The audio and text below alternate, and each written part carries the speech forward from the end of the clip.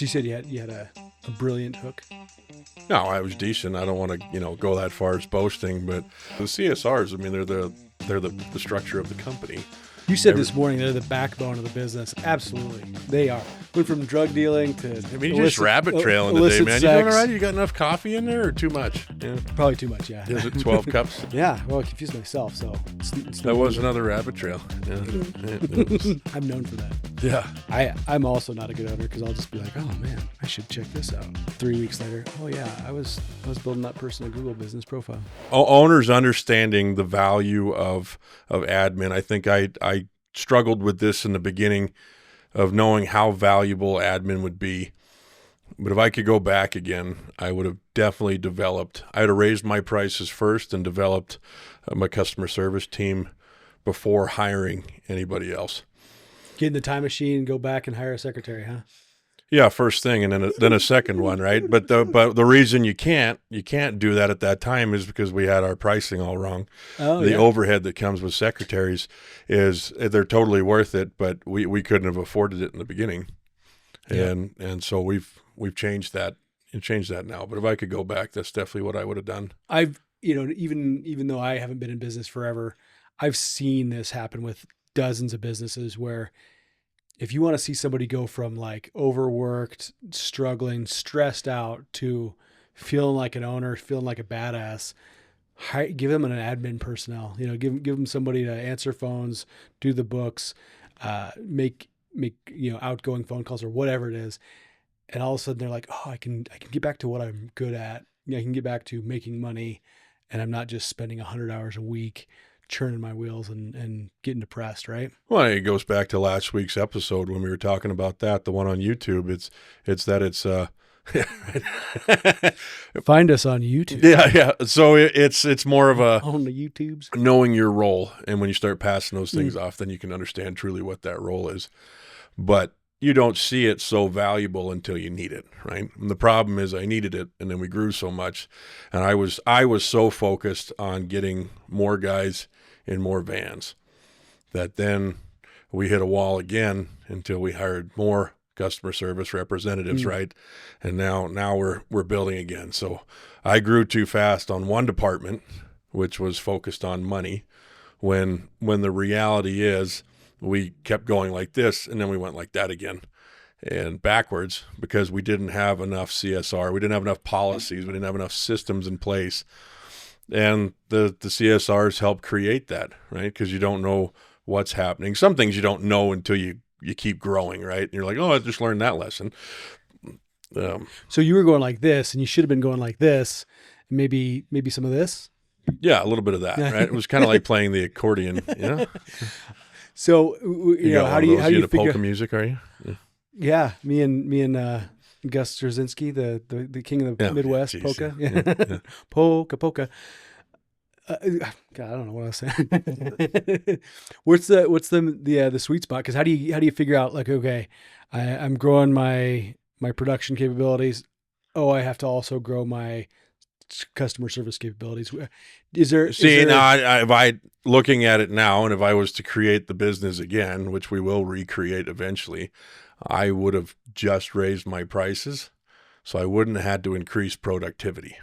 Oh, I got you. So you wouldn't have necessarily hired an extra tech. You would have said, okay, we're bumping up 10, 15, 20% so that the same number of jobs will make us more money.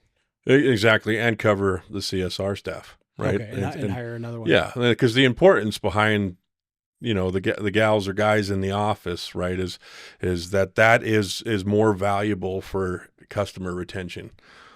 All right, so we had a phone call earlier today, and the guy's like, I've been calling everywhere, and I got a grumpy gal at one, and the other person didn't answer the phone. You're the most interesting, kindest person I've talked to all morning. Hey, all right. Well, and the other big office in town's using AI, right? Yeah. Or not even AI. It's a bot. Oh, okay. Yeah. Anyway, go ahead. Yeah, and I think that's where a lot of people are heading, and some people aren't going to like it. Sometimes it's got value. I'm not sure yet. Some of those voices are pretty realistic.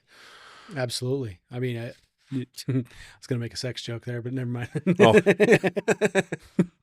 Been lonely at home, have you, Ryan? Yeah. So anyway, don't answer that. We don't. Yeah, this is for the kids. Actually, doesn't watch the podcast, but yeah. in case she ever does, I'm gonna just Yeah, leave that one alone. Anyway, having that person answer the phone, especially where we live, I think it's valuable everywhere. But people who live here and have grown up here, they are absolutely local first. Yeah. And a lot of the people who moved here, which is a ton of people, it's like more than half the population now, they've retired here because it's small town, slow living, and they want to talk to people. Right. They're of a generation where you talk to somebody on the phone, you did deals with a handshake, and even if they made big money in Denver or California or whatever, they've come out here because they like that. Yeah. And they don't want to be stuck in traffic or listening to hold music all day long. Well, and I think, we're trained now in our society, right, that we're going to have to talk to a bot. You've got to go through the dashboard and you got to hit all these things, but they're musts in life, right? Representative. So, yeah, exactly. Yeah. So you've got to, when you call the airline, you're not going to get a person. You're going to talk to a bot. When you call a credit card company, you're going to talk to a bot.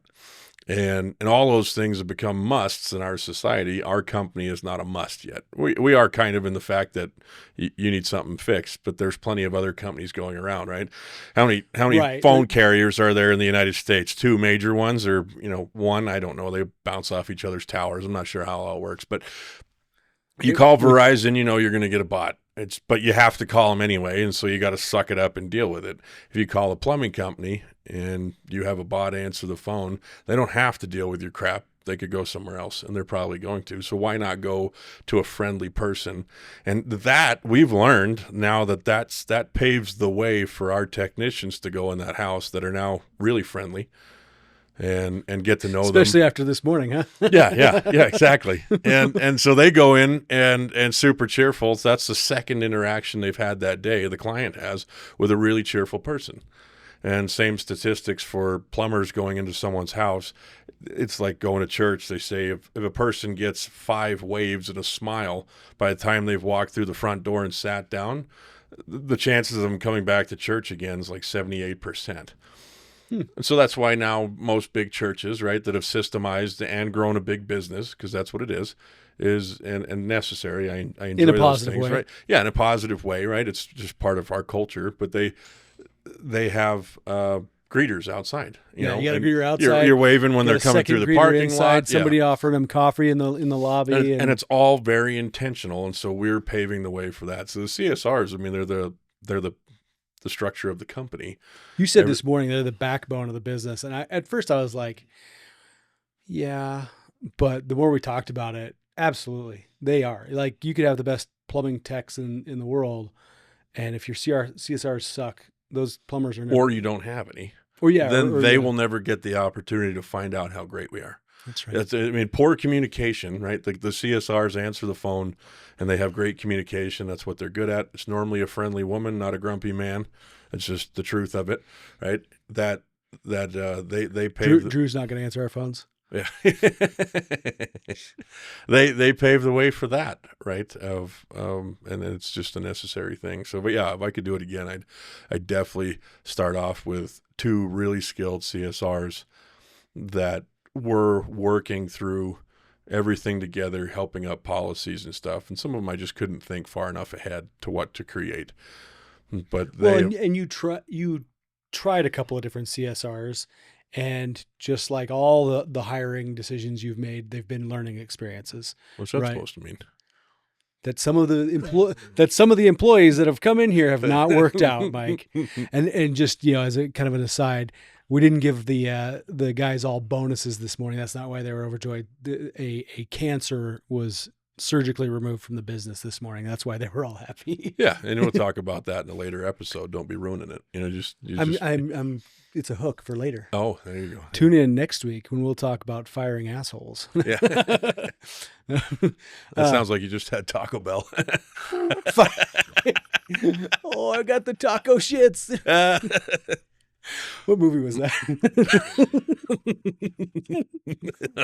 It wasn't even a good movie, but I just picture these 2 girls sitting in the bathroom, like, Isn't that White Chicks? I don't know. Maybe. Maybe watch it. I guess I'll have to. He's allergic to apple juice deep or dive something like into- that. Anyway, back at Oh man. you're spilling coffee down your front. Yeah, I hope can't it was take you anywhere. Anyway, back to business. Yeah. Oh, hiring people. And so for you, like you said, you didn't know what you didn't know. So you hired techs thinking, hey, if I make more money, this other stuff will take care of itself. When you should have just raised your prices a little bit, hired a CSR and then pushed your other CSR into a dispatching. We'd role. have grown smoother, right? It definitely would have grown smoother because they do things that, in the office that we're just not capable of. Mm-hmm. And they definitely, everything can build off of that. And then you can put thought into it and everything runs smoothly. Instead, I created a little bit of chaos for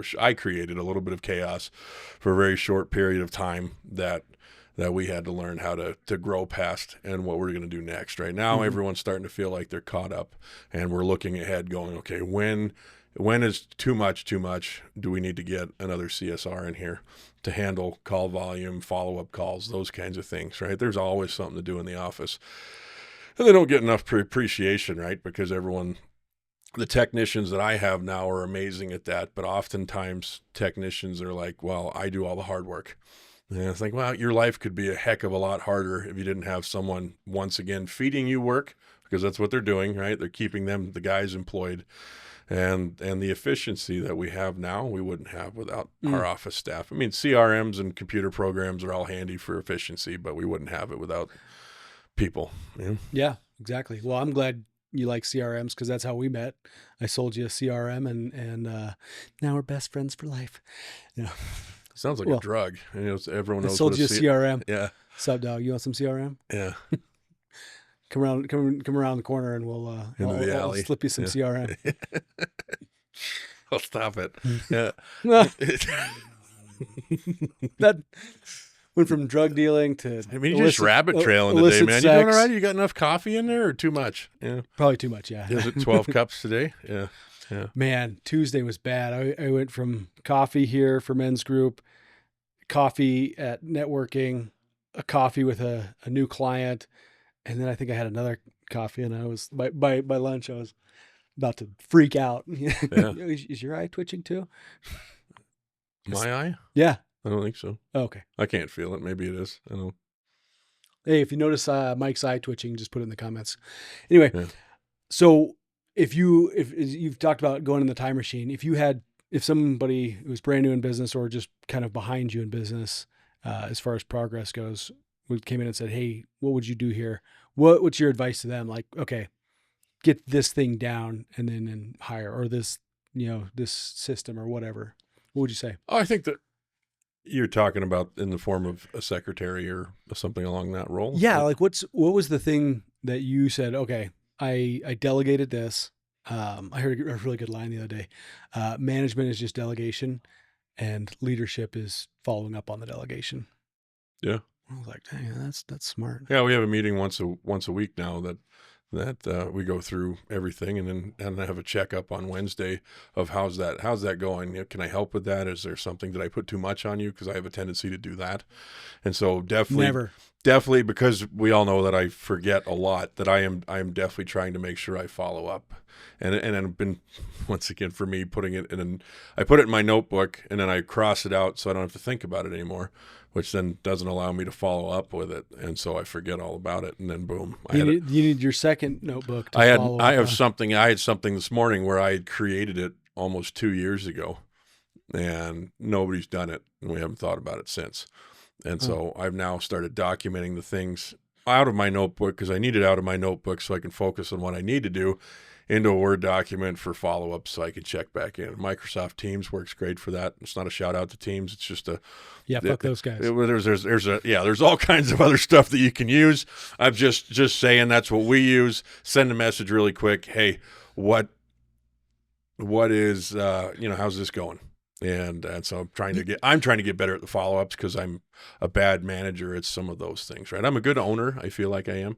Yeah, I care about people, but definitely not management material, which we learned last year when we tried to hire a manager. which wasn't management material either. So I'm learning how to step into that role a little bit more so I can write it down and pass it off to somebody else. But yes, follow-up is absolutely key.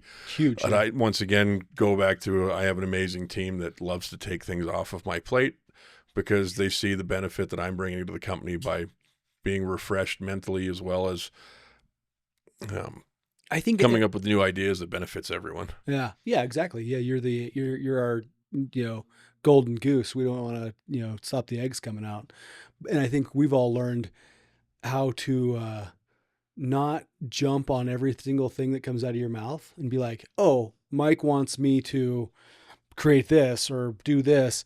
It's just a good idea Mike had. We should all write it down. That's a good idea Mike had at 3:30 in the morning. File it away. And if he brings it back up or encourages some initiative there, then follow up with it. But don't just go create a new system just because Mike was like, hey, could we put ice cream machines in all the plumbing vans so that we can give our customers soft serve? Oh shit! All right, let me go look up ice cream machines. This is my way of Inception, planting the idea in your head. That was a great idea. Yeah, here, kids, and we'll dose the soft serve so that people get the shits, and then their plumbing goes out, and we have to come back. No, yeah, no, too much. That was too. I was too deep. I was confused the crowd of where your mind went really there. What? Yeah. Yeah, well, I confused myself, so it's that was another rabbit trail. Yeah, it was. I'm known for that. Yeah, I'm also not a good owner because I'll just be like, oh man, I should check this out. 3 weeks later, oh yeah, I was building that person a Google business profile. Yeah, writing stuff down is super helpful, and they can do so much more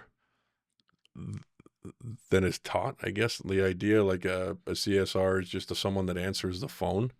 The insight that comes from them is if they work in a space that there's freedom to think and make decisions and stuff like that. That freedom in itself allows them to do more than just answer the phone and be a cheerful voice, right? There's so much more benefit to them going, oh, hey, what do you think about this policy? Or their background career that they brought in. Kirsty brought in some skills from HR that she was working in another place. Like, hey, do we have this policy in place? Because they think along those lines, and I don't. And so we're bouncing ideas off each other all day long, and then we write them down, and we go, okay, this is something important to actually work on. So a huge benefit to they don't want ownership of the business, but they want to feel like they're a part of it. Right. Yeah, and they let them take ownership of their piece. Those are great employees to have. Yeah, you don't just need a phone answerer with a pretty face, right? It's just not. Yeah, they can have a face for radio. It doesn't matter. Yeah. Just ask John. Yeah. Ooh. No. Yeah.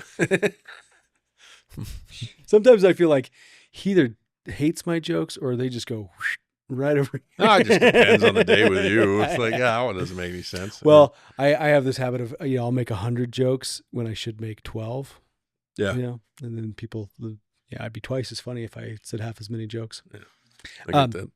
So back to my original question, what would you tell a new business owner that's 2 or 3 years behind you and they're saying, hey, I need to grow. What's the first step I should take?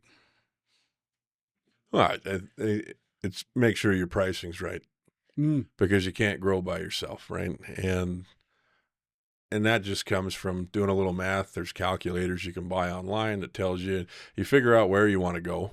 And it may be a small dream for the time being, but if that looks like 4 employees, then look at what it's going to cost to run 4 employees based off of a decent wage in your area of where they're going to be able to afford a great life, buy a house, all those things, right? And that's what we had to do when we changed our pricing structure, because I can't imagine where we were at while we were still at this point 2 years ago and not changing the pricing. It was very difficult. And I was like, I don't know whether we can afford, Ashley, my administrator. And we figured out after the fact, like many of the things in my life, right? It's just, I just know it now. And so, make sure that your price is right and then pass off the things that you started a business because you're good at something, and just stick to what you're good at. And then the other stuff flows in time of going, okay, I don't want to do this anymore. For me, it's been fairly easy. And I know we've talked about this, the delegation side. I've learned in myself this is actually a reflection I had earlier this weekend or last weekend was for me, I get bored of things within 2 years.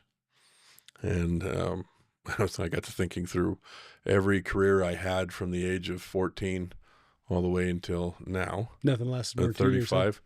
I can't think of a career I worked longer at for 2 years other than my parents. And then one day a week, I was a pressman from 14 till I was 22 for a newspaper, And You just spread spread those 2 years out farther because you were only working 1 day a week, huh? Exactly. Yeah. If you look at it like that. You did 2 years worth of work in 7 years. Yeah. So even now I get bored very quickly, and I'm on like a race against myself. Have you thought about Adderall? Yeah. So I'm a race against myself to figure out what that position is, what it entails, what it needs, and then pass it off before I get so bored of it that I can't think about it again. And I don't want to go back to it. So like being a technician now, the idea of it disgusts me to a point to where I am adamant and just not going. It's so beneath me. No, I'm not going out to do that because it's like grinding. It's not a nice feeling, and it's something I am exceptional at. And I'm sitting there going like, now, why am I so against going back out in the field when I thought a year ago I remember when you were pulling yourself out of the field, you were like, man, I'm going to miss this. Yeah. And I did. I did. I love being out there. I just love being out there. But you remember that I missed that until I was done. And you're like, oh, because I was like, why don't I make somebody else? Be here? I'll make somebody else a manager and I'll go make more money in the field. And then I was like, oh yeah, it's a great idea. It's a great idea. And then it just died and I haven't been able to go back. I cannot make myself, other than going and looking at a few jobs. I love installing a good boiler system, but helping out one of the guys, boiler system, helping out one of the guys with a job is different. But me going out, bidding the job, doing the job, the idea is it's very difficult it would be really difficult for me to do it.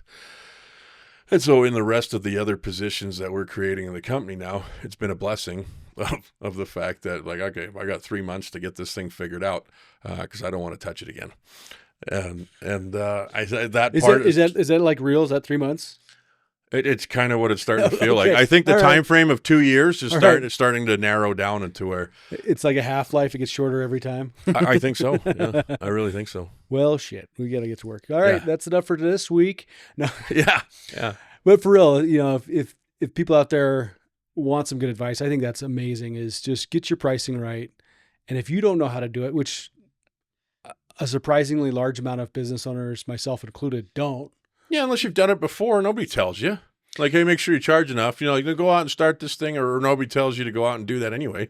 And they go out and start this thing, and just, as soon as you raise your prices, your family's like, you can't charge that. It's ridiculous. Who's going to afford that, right? Yeah, in-laws, right? Yeah, in-laws. Yeah. You don't know anything about that. So nobody tells you, and you think, okay, well, I need cost plus whatever I want to make. That's enough, right? No, because like you said, you have to figure out, okay, not only what can I survive on today, but what do I need in a year if I'm going to add an employee, if I'm going to buy that piece of equipment, if I'm going to, build a shop or whatever it is.